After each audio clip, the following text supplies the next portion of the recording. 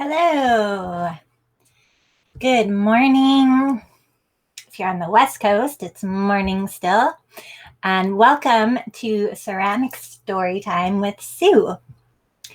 I will just give you a minute to jump on here, and I'm just going to make sure that everything's working and that I'm live.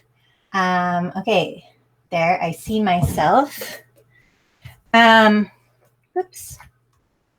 So today we're going to be, I'm going to be reading you my blog post called Different Styles of Test Tiles That You Can Make for Glaze Testing. So if you want to follow along, you can go to the link that's scrolling across the bottom of the screen. It's bit.ly/styles of test tiles, all one word. So that will bring you to the blog post on my website where you can read, and you can even download a copy and save it to your files if you like. And so another thing that I wanted to mention, I'm just kind of still learning this software that I'm using to do these lives where I can share my screen with you. And so because we're in a private Facebook group, the software doesn't allow me to see your names when you're commenting. And then Facebook, which I have on another screen, doesn't allow me to see more than like 5 comments at a time. So I posted a link that you can click that will give this software permission for me to see your name. So if you want to ask questions and make comments, you're welcome to do so. And if you click that link, then it will tell me who you are when you're commenting instead of just like user or something. So go ahead and click that link if you like, if you want to engage with me while I'm reading this post. And so let me just share my screen here. So again, if you're just joining, we are going to read this blog post of mine, Different Styles of Test Tiles That You Can Make for Glaze Testing. And if you're in the future and you're listening to this, because I do post an audio version of all of these ceramic story times to my website and up to SoundCloud. So this is quite a visual blog post with lots of photographs that were submitted to me from different members of this group. So so if you're listening, you might not get the full effect of the blog post. So just go to bit.ly/styles of test tiles, and then you can see all the pictures that are in this lovely post that I'm going to share with you. So just let me know that you can see and hear me okay. If you want to just say hi in the chat, that would be great. I can see me. I just don't know if you can hear me yet. So, and thank you for joining me again. And then, yeah, if you have any questions as I'm reading, just post them in the comments, and then I will answer them as we go along. So different styles of test tiles you can make for glaze testing. Hi, Mary. Mary says she can hear me just fine. That's great. Okay, so as I was saying earlier, this is a collaborative post. So I put out a post asking people to send me their pictures of how they make test tiles, because there's so many different ways that you can make test tiles to test your glazes. And so I wanted to show like not just what I do, but what other people do as well. So I got lots of submissions, and so I'll be able to highlight lots of different types of test tiles in this post. So what are test tiles? The word test tile can refer to any shape of clay that's used to test glazes, slips, underglazes, engobes, etc. Test tiles can be any shape you wish and can be made in a variety of ways. In this post, I'll share lots of different examples of ways you can make your own test tiles. Here are examples of the test tiles that I use regularly. So this top photo, these are extruded test tiles. And so these are the ones that I extruded while I was still in school.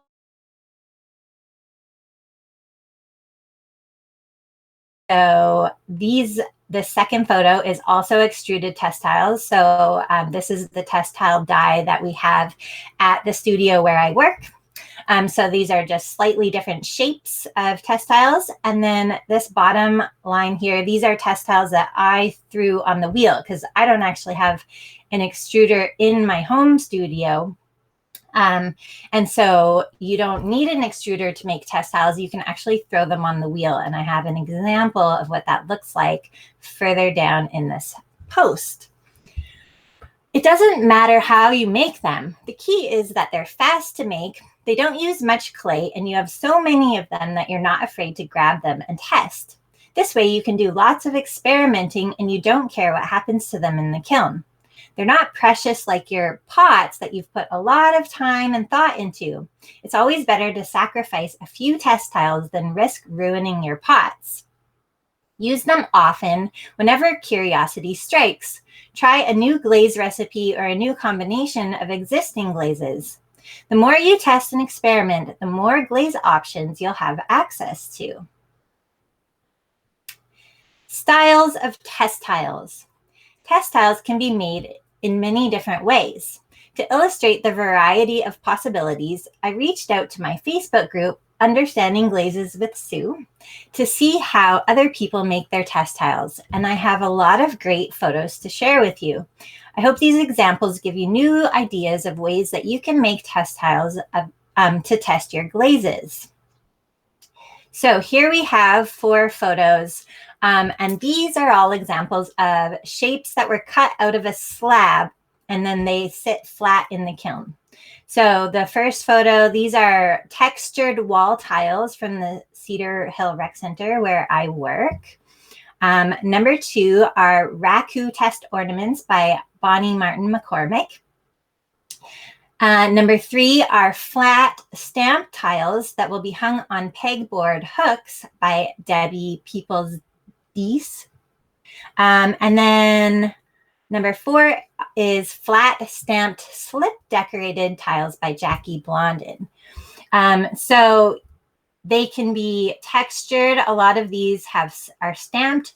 At work, we have this like textured roller that we use. So we'll like roll out a big slab and then roll texture on and then cut it into squares, put little holes in them so that we can hang them on our glaze test wall.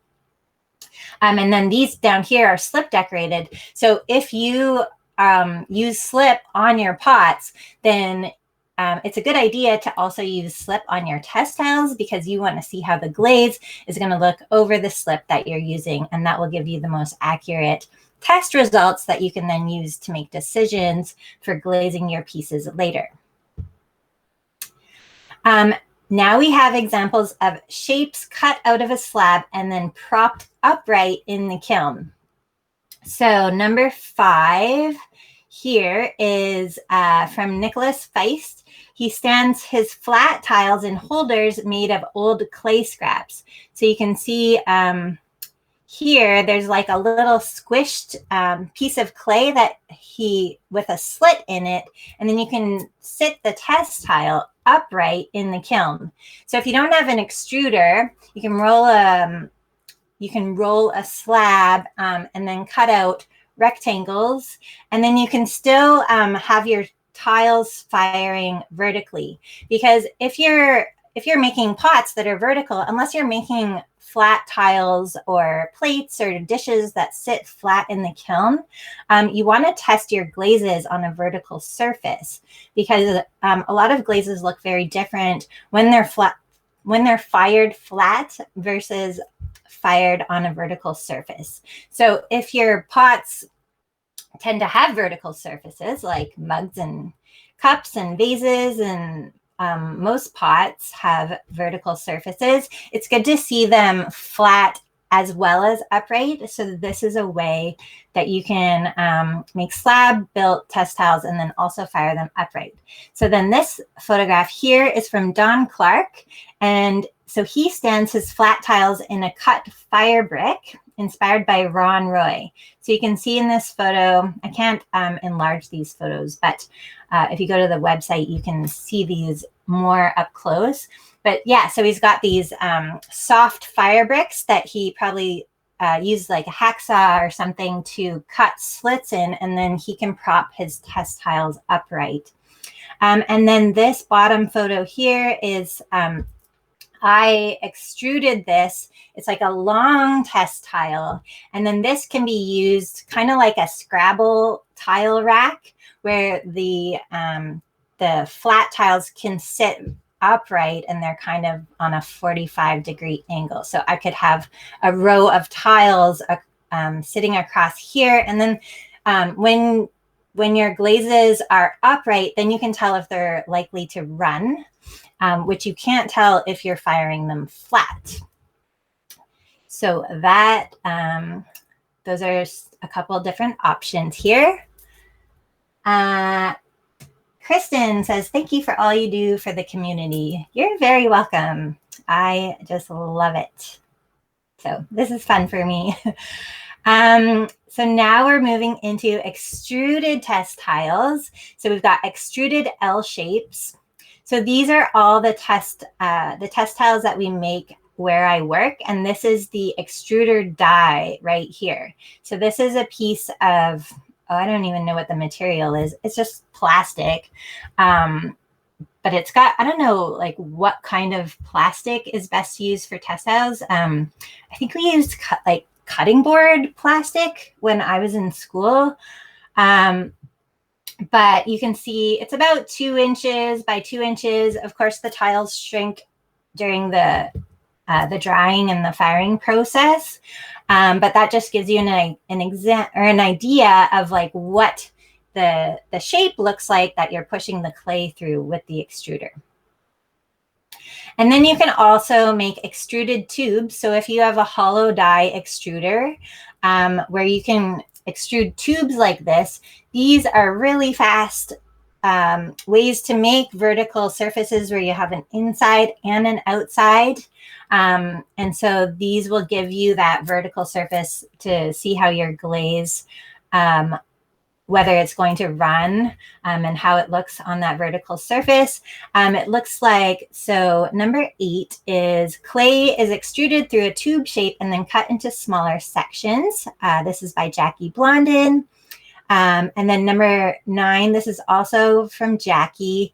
So this is an extruded tube with a different test on each side. So it's like a hexagon shape. So she did a different test on each side of the tube. So you can get lots of different information. If you brush your glazes, then you, I recommend brushing your test tiles as well, because then your test is going to match your final result. So if you're dipping your glazes, then you want to dip your test tiles. But if you brush glazes onto your pots, then it's a good idea to also brush glazes onto your test tiles.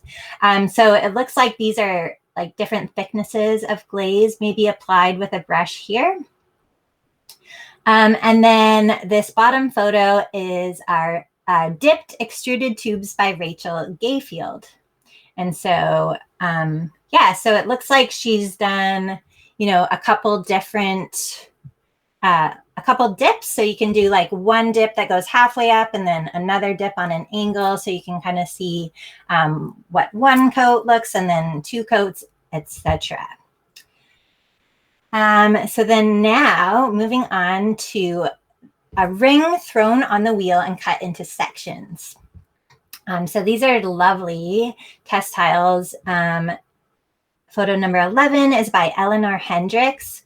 And yeah, you can see, so all you need to do is throw some clay on the wheel, and you don't need a bottom.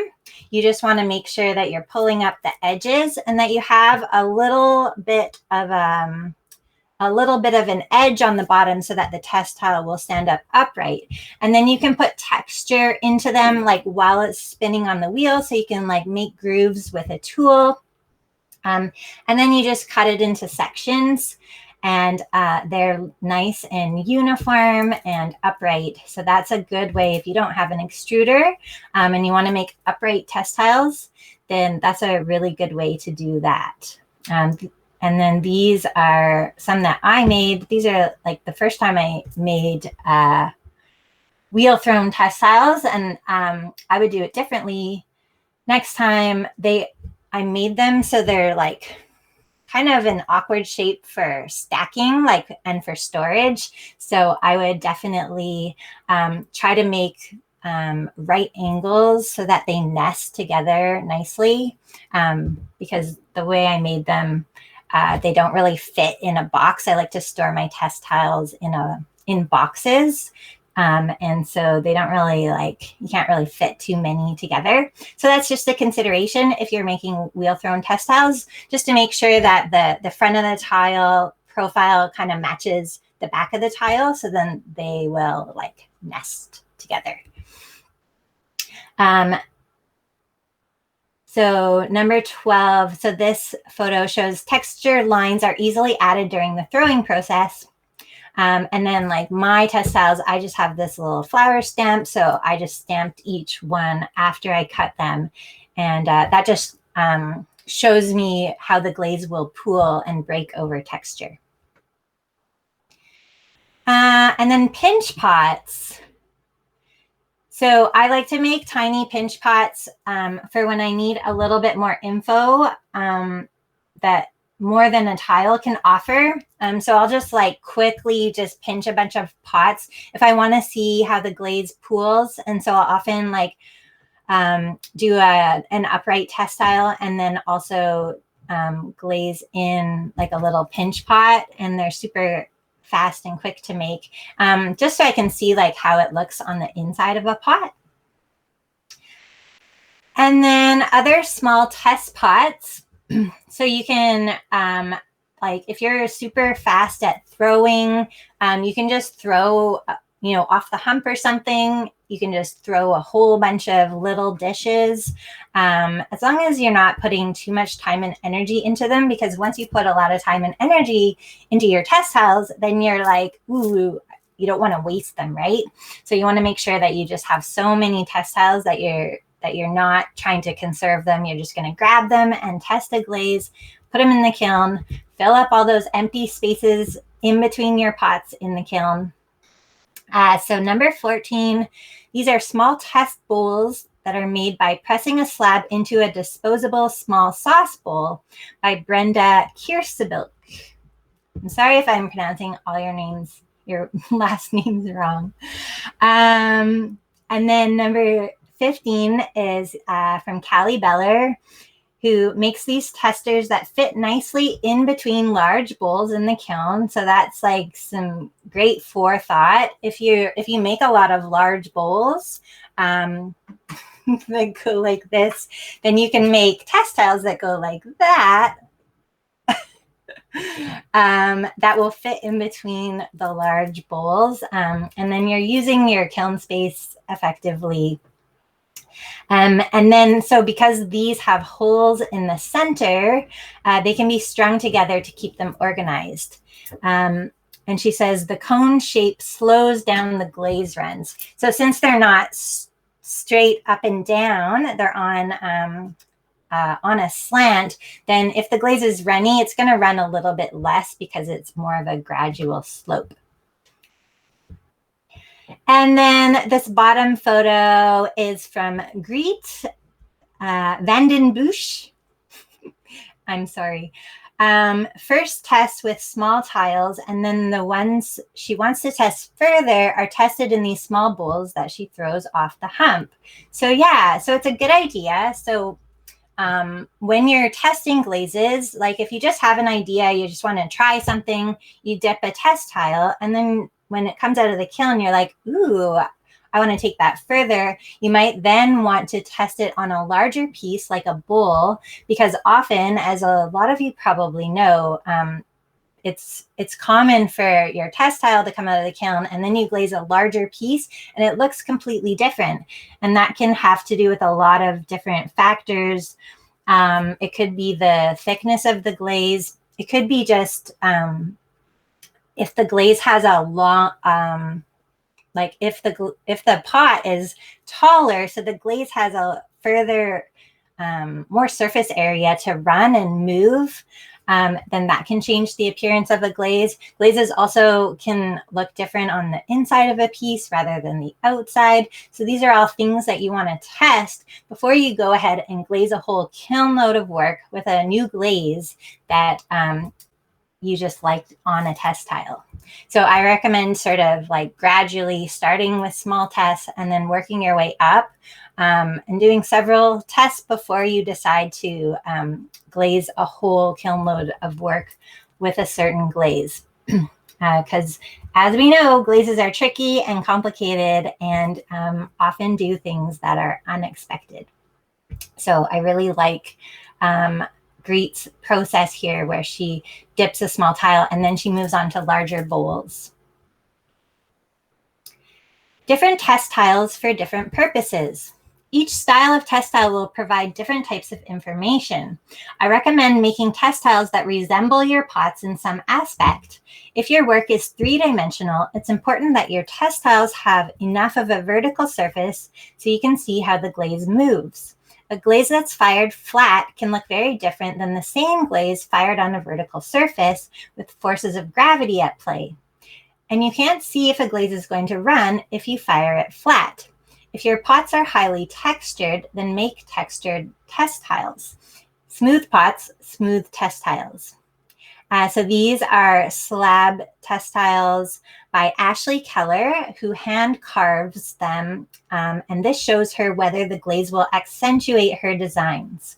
So these are great because you want to get as much information as you can out of your test tiles. Because as we know, like for some of us, a glaze firing doesn't come around quite so often. So like when I was just doing production pottery, I was firing a glaze kiln, every maybe 2 kilns a month or something.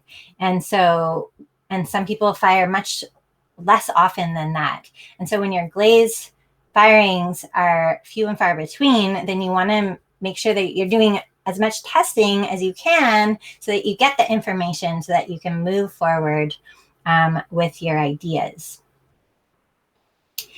If you work in several clay bodies, it's good to make test tiles out of all of them. Glazes can look and behave vastly different on different clay bodies. Just make sure to indicate the clay body on the test tile somehow. So these are different types of test tiles and different clay bodies by Brenda. So she's got these little bowls here, and then these flat test tiles that she probably props upright.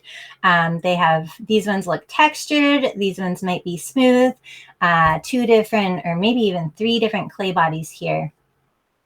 And then these are the tests from a workshop that I gave in Whitehorse. And so they made test tiles of 3 different clay bodies that they wanted to test, and then also these extruded tubes as well. And so they just give more information, so that different types of shapes will give you different types of information. So I recommend definitely testing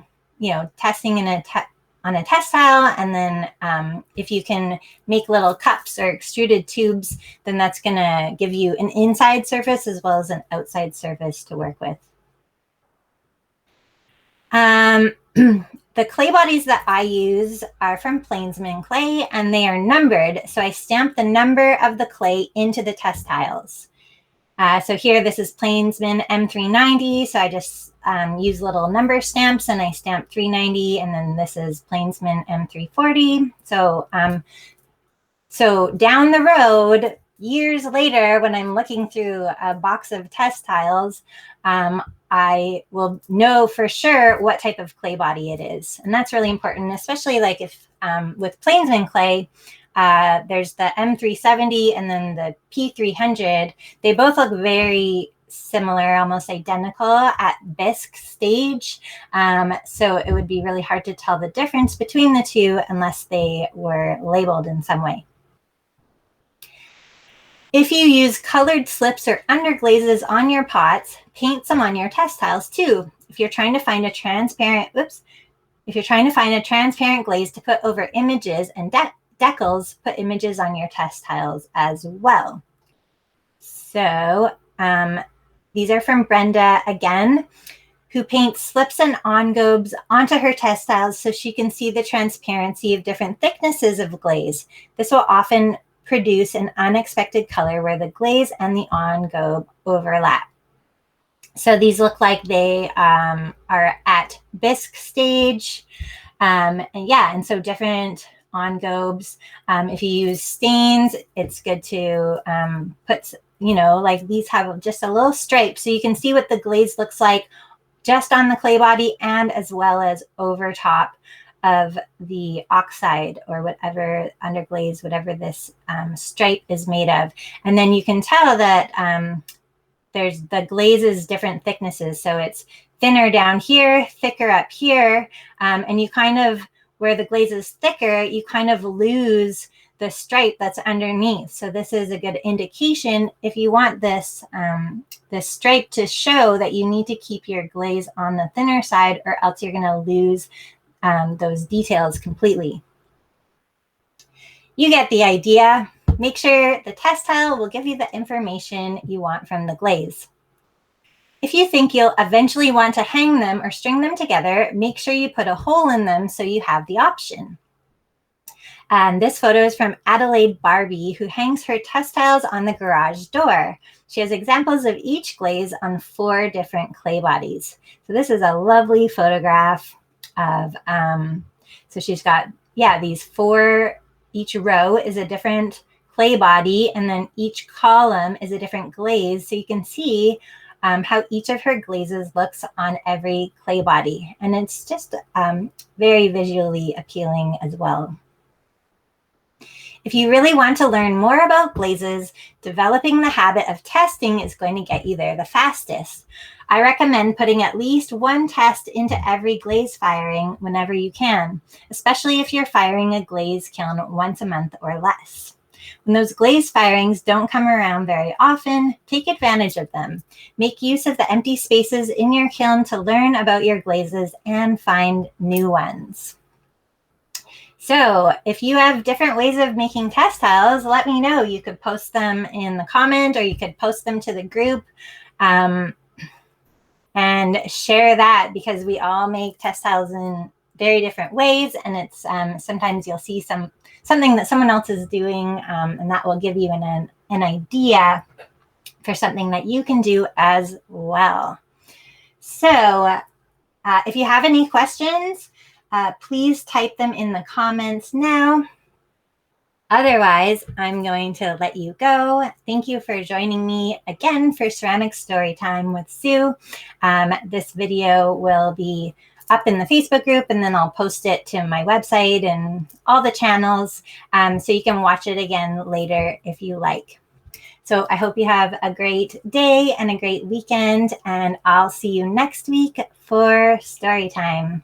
Thank you.